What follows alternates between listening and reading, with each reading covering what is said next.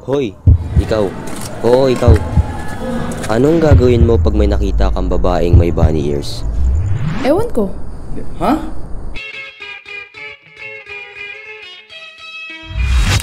Ako si Alison Chavez. Di ba finish yun? Sinong mag-aakalang dito siya mag-aaral?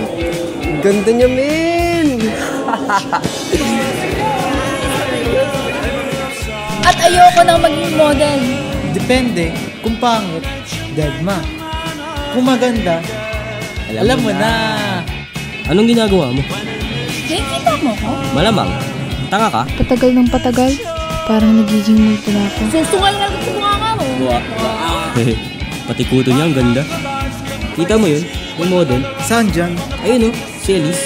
Baliw ka? Saan dyan? Ayun o, tanga ayun. Bulag. Okay lang kahit sintonado ka. Takpan ko na lang tenga ko. Sampal, gusto mo? Gusto mo ba ako? O gusto mo lang ako kasi maganda ako? Ang kapal mo naman. Uy! Nakikita ko si Elise.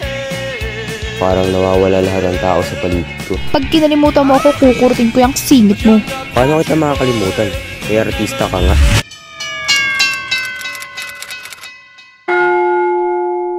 Ayoko na nga, di ba?